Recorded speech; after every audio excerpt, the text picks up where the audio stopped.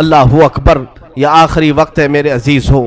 حسین ابن علی رضی اللہ تعالیٰ عنہ کے گھر میں سوائے ان کے بیٹے زین العابدین کے جو بیمار تھے، ان کی عمر 22 سال کی تھی، کمزور تھے، بخار زدہ تھے، لیٹے ہوئے خیمے میں بخار سے ان کا جسم تپ رہا تھا، وہ سارا منظر وہ اپنی بیماری میں دیکھ رہے تھے۔ اب کوئی باقی نہیں تھا، بچے کو تک نہیں چھوڑا تو کون باقی رہے گا؟ امام حسین ابن علی رضی اللہ تعالیٰ عنہ نے دیکھا، قرآن کو جلدی سے کھولا، تلاوت کرنے لگے۔ اچانک خیمے کے دروازے پر دیکھا، آہٹ محسوس ہوئی تو اٹھا کر کے چہرہ دیکھا تو امام زین العابدین جبہ پہن کر کھڑے ہیں۔ کہا بابا اجازت دے دیں۔ مولا حسین تڑپ کر اٹھے، کہا زین العابدین میرے گھر میں اب بچا کون؟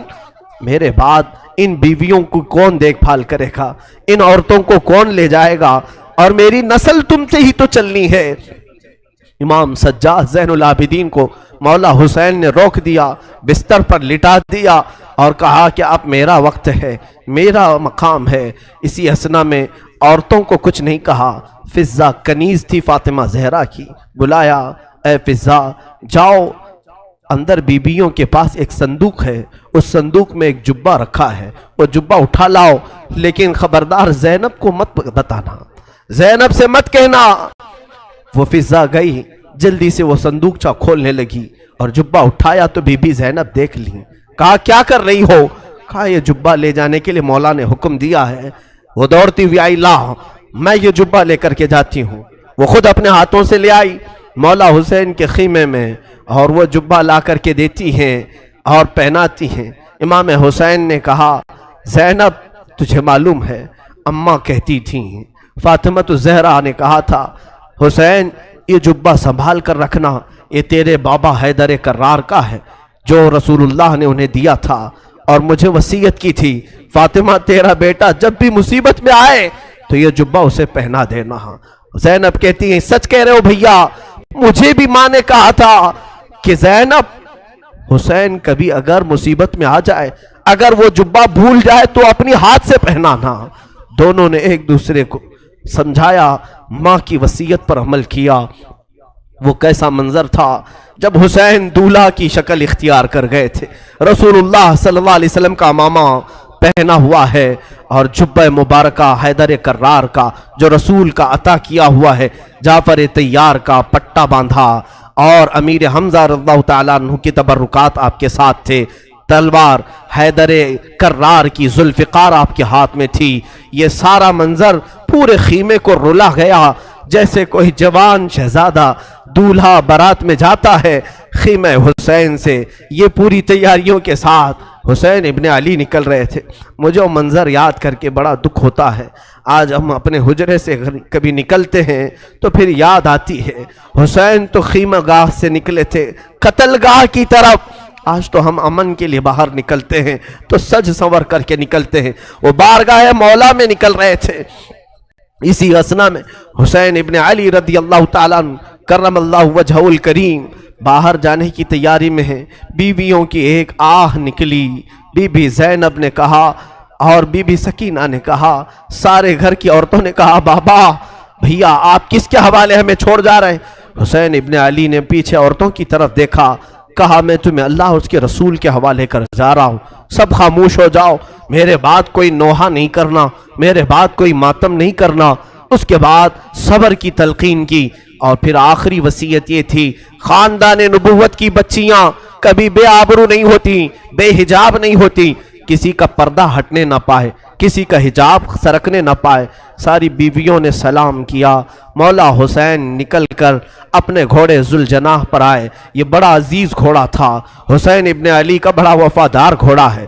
ذوالجناح کو بھی ہم سلام پیش کرتے ہیں کہ حسین کی سواری پوری زندگی بھر وہ لے کر گھومتا رہا۔ ذوالجناح حسین ابن علی کی پیاس کی وجہ سے جب اسے پانی ملتا تو کبھی پیا نہیں کرتا تھا۔ یہ روایات بتاتی ہیں حسین ابن علی کے بعد اس گھوڑے نے کبھی پانی نہیں پیا، زندہ تو رہا لیکن کبھی پانی کو منہ تک نہیں لگاتا تھا۔ وہ ذوالجناح سوار جس کو تیار کر کے خیمے کے باہر کھڑا کیا گیا ہے، مولا حسین جیسی گھوڑے پر بیٹھے، بیویوں کی ایک الوداعی آواز آئی، अलविदाई आवाज आई कि हुसैन जाओ, खुदा तुम्हारा भला करे, अल्लाह तुम्हारा मुहाफिज है। घोड़े को एड़ लगाई मगर घोड़ा आगे नहीं बढ़ता था, घोड़ा आगे नहीं जाता था। जुलजनाह को मौला हुसैन ने कहा, ऐ जुलजनाह, तूने कभी मेरी नाफरमानी नहीं की, आज तक तूने मेरी कभी हुक्मादुली नहीं की। तो घोड़े को फिर एड़ लगाई और उसके कान पकड़ करके खींचा। वक्त बहुत कम है हुसैन के पास, चल आगे बढ़, चल आगे बढ़, आज तू अपने जौहर दिखा। मौला हुसैन पुकारते रहे, घोड़ा आगे नहीं बढ़ता रहा और घोड़ा झुक करके इशारे से पैरों की तरफ दिखा रहा था। हुसैन इब्ने अली उतर करके देखते हैं, बीबी सकीना सामने दोनों घोड़े के पैर पकड़ कर बैठी और जुलजनाह से कहती है, ऐ जुलजनाह, क्या तू बाबा को आखिरी बार ले जा रहा है? क्या अब तू आखिरी बार ले जा रहा है?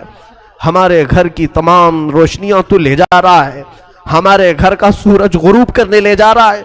बच्ची छोटी सी घोड़े के सामने के पैरों को पकड़ कर बैठी है।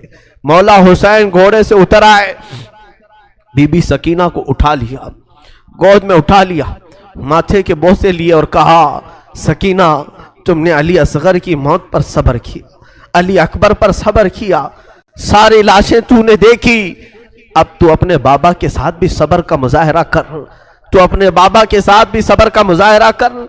बीबी सकीना को इसी तरह लौटा दिया गया। वो खीमे में जाकर हसरत भरी निगाहों से देखती रह गई, चौखट पर खड़ी रह गई।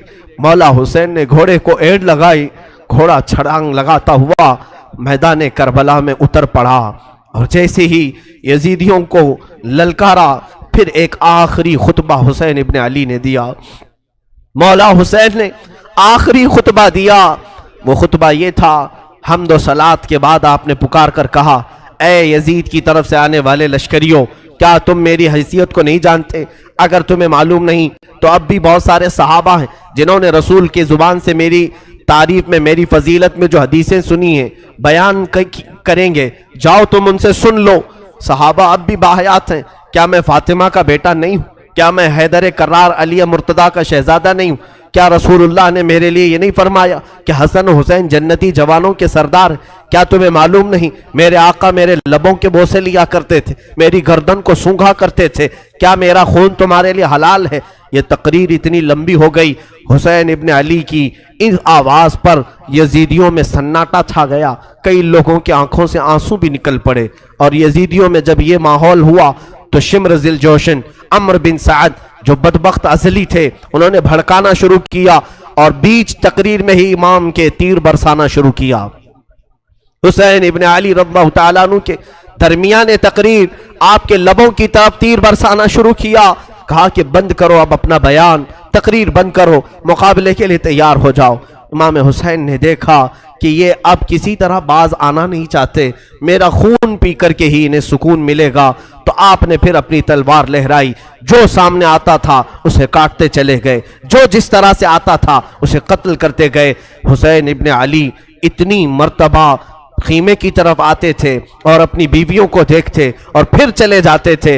ये दोपहर का वक्त था, जोहर का वक्त करीब आया और हुसैन इब्ने अली रज़ियल्लाहु ताला अन्हु, अंदाजा करें, वो 56 साल की बुढ़ापे की उम्र है, जो 3 दिन से प्यासा है, 3 दिन से भूख की शिद्दत अलग है, और फिर जो जवानों की लाशें उठाया वो अलग मसला है। मियाँ 2-4 ईंटें उठाओ तो तुम्हारे कंधे दुखने लग जाएंगे, 2-4 पत्थर उठाओ तो तुम्हारे हाथ में वर्म आ जाएंगे। हमने देखा है। और तन्हा हुसैन रज़ियल्लाहु ताला अन्हु ने 1-2 नहीं, तकरीबन 40 लाशें उठाई दिन भर में, 40 से ज्यादा लाशें उठाई, बच्चों की अलग, जवानों की अलग, बूढ़ों की अलग। उन लाशों को उठा करके वो बूढ़ा जिस्म क्या कमजोर नहीं हुआ होगा? प्यास अलग है, भूख अलग है, बीवियों का रोना अलग है, उन्हें बेबसी पर छोड़कर आना यह गम अलग है। हम तो बेहाल हो जाएंगे, हम तो गमों से मर जाएंगे। इसीलिए सब्र हुसैन पर मैं समझता हूं दुनिया के कोई शख्स पहुंच नहीं सकता, उस इस्तिकामत पर कोई नहीं पहुंच सकता।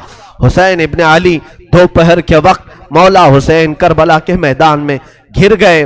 तन्हा अली का लाल खारों में घिर गया, वो फातिमा का लाडला हजारों में घिर गया। अब हुसैन इब्ने अली के मुतालिक जो मैंने शुरू में कहा था, फातिमा के लाडले का आखिरी दीदार है, फातिमा के लाडले का आखिरी दीदार है। हश्र का हंगामा बरपा है, मियाने अहले बैत दरमियाने अहले बैत। रसूलुल्लाह के इस शहजादे ने फिर ललकारा, लोगों को ललकारते रहे और कत्ल का ये बाजार गर्म था। अम्र बिन साद ने कहा, हुसैन ने तन्हा 50 लोगों को मार दिया, तुम तन्हा हुसैन को क्यों नहीं मार पाते? तन्हा हुसैन को क्यों नहीं मार पाते? हुसैन इब्ने अली रदी अल्लाह ताला अन्हु के मुतालिक एक रिवायत में ये भी बता दूं मेरे अजीजों, उस हालत में भी हुसैन इब्ने अली ने सखावत का दरिया नहीं रोका था। आपकी शान ये थी कि अब्दुल्ला नाम का एक शख्स कूफा का रहने वाला, वो उस वक्त कूफा में नहीं था जब ये मारके सर हुए थे। वो 6 महीने कहीं तिजारत पर गया था, वापस आया तो उसने कूफा में देखा पूरा बाजार खाली है, घर खाली है। अपनी बेटियों से पूछा क्या हो गया, कूफा में सब दुकानें बंद हैं, सब घर में ताले लगे हुए। उसकी बेटी ने कहा, सुना है हाकिम वक्त के खिलाफ किसी शख्स ने बगावत की है और उस बागी का सर कुचलने के लिए पूरे कूफा वाले गए। अब्दुल्ला कहता है, मुझे मालूम नहीं था कौन सा बागी है, किसने बगावत की। और फिर उनकी बेटियों ने कहा, अब्बा जान आप भी घर में ना बैठे, इसलिए कि हाकिम कूफा इब्ने जियाद ने ऐलान किया है अगर कूफा में किसी घर में कोई जवान बाकी रहा और करबला नहीं गया तो हम उसको तलवार से छलनी कर देंगे, कत्ल कर देंगे। तो अब्दुल्ला कहता है, मुझे डर था, मेरी जान का भी खौफ था कि अगर यहाँ रहते हुए पकड़ा गया तो मारा जाऊंगा। कहा ठीक है, मैं भी जाता हूँ उस बागी के खिलाफ, उस बागी को मैं भी मुकाबला करके कत्ल कर सकता हूँ, देखूंगा। अपना घोड़ा लिया, तलवारें ली और निकलने लगा। बेटी ने कहा, बाबा जान बहुत सारा लश्कर गया है उस बागी को कत्ल करने के लिए, आप भी उस लश्कर में मिल जाएं। और सुना है जंग के बाद माले गनीमत हाथ आता है, माले गनीमत हाथ आता है, जो भी माल मिलता है वो फौजियों में बांटा जाता है। बाबा जान मुझे यमनी अकीक पत्थर बड़ा पसंद है, यमन का अकीक पत्थर बड़ा पसंद है, अगर वो माले गनीमत में मिल जाए तो लेते आ जाना। अब्दुल्ला अपनी बेटी को रुखसत करके आया। वो कहता है, दोपहर का वक्त था जब मैं करबला में पहुंचा, ये 10वीं मुहर्रम थी। मैंने देखा एक शख्स घोड़े पर बैठा है और उसके पीछे 40-50 लोग दौड़ रहे हैं, कोई इधर से आ रहा है, कोई उधर से आ रहा है। मैंने लोगों में से, कूफियों में से एक से पूछा कि एक ही आदमी है? तुमने कहा था बागियों की जमात है, एक ही आदमी है और 50-50 लोग उसके पीछे दौड़ रहे हैं। लोगों ने कहा, हाँ वो तन्हा 50 पर भारी है, किसी के हाथ नहीं आ रहा, अकेला तो उसके सामने कोई जा ही नहीं सकता है। अब्दुल्ला ने कहा, मैंने ये सुनकर के अपना घोड़ा भी दौड़ा दिया कि चलो उस बागी को मैं भी देखता हूं, अगर मेरी तलवार से वो कत्ल हो गया, अगर गिर गया तो इनाम और इकराम मुझे भी मिल जाएगा। घोड़ा दौड़ाते हुए वो आया, हुसैन इब्ने अली को तन्हा, ये यजीदी कुत्ते कभी इधर से दौड़ा रहे थे, कभी उधर से दौड़ा रहे थे, तन्हा फातिमा का लाल तलवार लहराता हुआ और लोगों से मुकाबला करता हुआ मैदान करबला में सरगर्म है। अब्दुल्ला कहता है, मैं पीछे घोड़े को दौड़ाता हुआ आया, मैं हुसैन इब्ने अली के घोड़े से सिर्फ 2 हाथ के फासले पर रह गया था। हुसैन इब्ने अली पीछे मुड़ते हैं और कहते, अब्दुल्ला और करीब आ जा, अब्दुल्ला और करीब आ जा। मैं डर गया, ये कौन बागी है जो मेरा नाम भी जान रहा है, मेरा नाम जानता है। अब्दुल्ला कहता है, मुझे थोड़ी सी जिस्म में कपकपाहट हो गई, खौफ सा हो गया कि ये मुझे जानता कैसे है, कहीं मेरे पहचान वाला तो नहीं। मैं और आगे बढ़ गया, जैसे ही मेरा घोड़ा उसके घोड़े के करीब लगाया, हुसैन इब्ने अली ने अपनी उंगली से अंगूठी निकाल करके कहा, जा तेरी बेटी ने यमनी अकीक जो मांगा था उसे दे देना, इसमें नग जो लगा है वो यमनी अकीक का है, यमनी अकीक का नग लगा है। क्या तू अपने घर से निकल रहा था, तेरी बेटी ने अकीक नहीं मांगा था? अब्दुल्ला कहता है, उसी दिन मुझे एहसास हुआ नबी क्या है, नबी के शहजादे क्या है, नबी का इल्म कहाँ होगा। मेरे अजीजों, हुसैन इब्ने अली ने उस दिन भी सखावत के दरिया को रोका नहीं। अपनी अंगूठी निकालकर जैसे ही अब्दुल्ला को दिया, उन्होंने अंगूठी जैसे लिया और सलाम किया, कहा, मौला हुसैन अब अंगूठी लेकर जाने में क्या मजा है, میں تو اپنی جان تمہارے قدموں پر نچھاور کر کے جاؤں گا۔ یزیدیوں سے لڑتے لڑتے وہ حضرت عبداللہ بھی وہیں کربلا میں شہید ہو گئے، ان کے ہاتھ میں انگوٹھی ویسی کی ویسی رہ گئی۔ مولا حسین اس وقت بھی نوازنا نہیں چھوڑتے ہیں، عطا کرنا نہیں چھوڑتے ہیں، اسی لیے یہ سخاوت کا گھرانہ ہے، یہ سخی لوگوں کا گھرانہ ہے۔ اس گھرانے میں ان کی پرورش ہوئی ہے جہاں 5 دن بھوکے رہنے کے بعد بھی اگر کوئی فقیر آتا تو اسے یہ نواز دیا کرتے تھے، گھر کی ساری غذائیں دے دیا کرتے تھے۔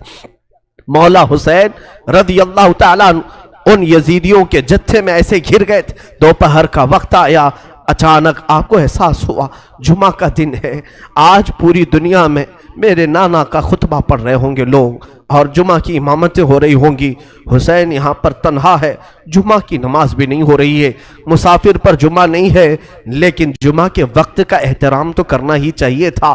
آپ نے ان سے کہا اے لوگوں، ہاں میں جانتا ہوں مسافر پر جمعہ نہیں، کیا اس وقت کا احترام بھی نہیں کرو گے؟ جنگ بندی نہیں کر سکتے، جنگ تھوڑی دیر کے لیے روک نہیں سکتے کہ اس وقت کا احترام باقی رہے؟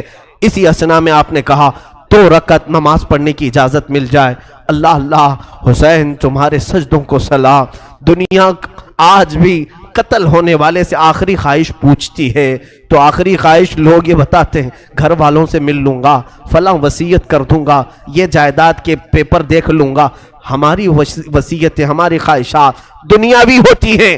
مولا حسین نے آخر وقت میں اگر کوئی تمنا کی تھی 2 رکعت نماز پڑھنے کی، 2 رکعت نماز پڑھنے کی۔ یزیدیوں نے کہا کہ آپ نماز پڑھ لیں۔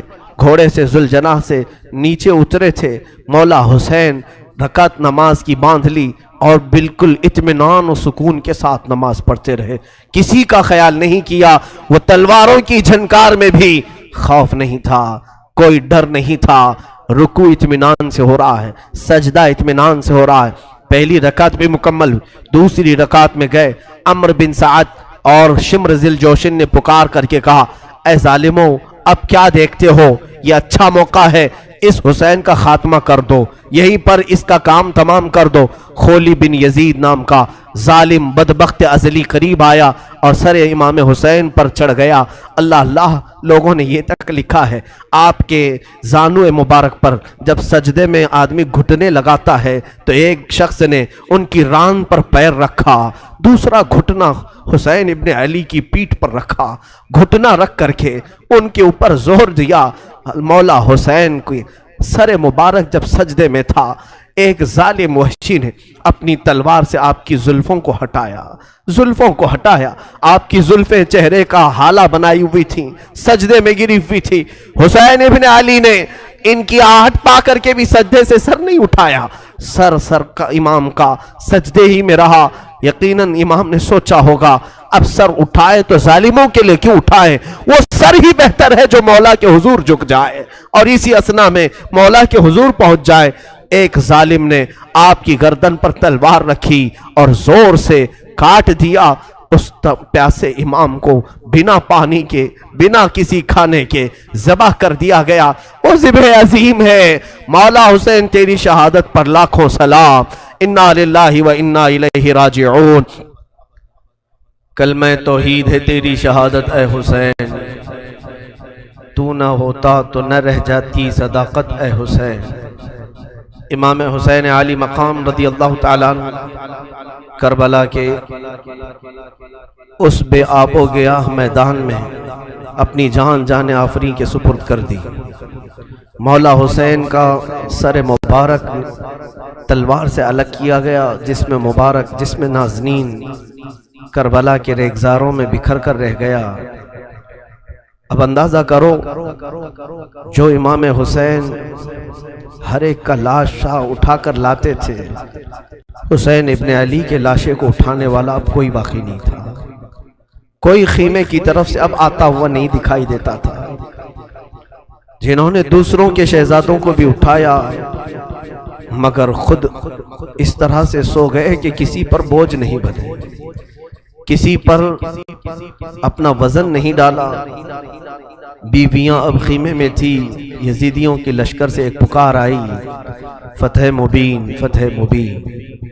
لوگ اپنی فتح کے جشن منانا شروع کر دیے کہ حسین کا خاتمہ ہو چکا ہے، اب یہاں پر ہمارے ساتھ مقابلہ کرنے والا کوئی باقی نہیں رہا، سب ایک کے بعد دیگرے ختم ہو چکے۔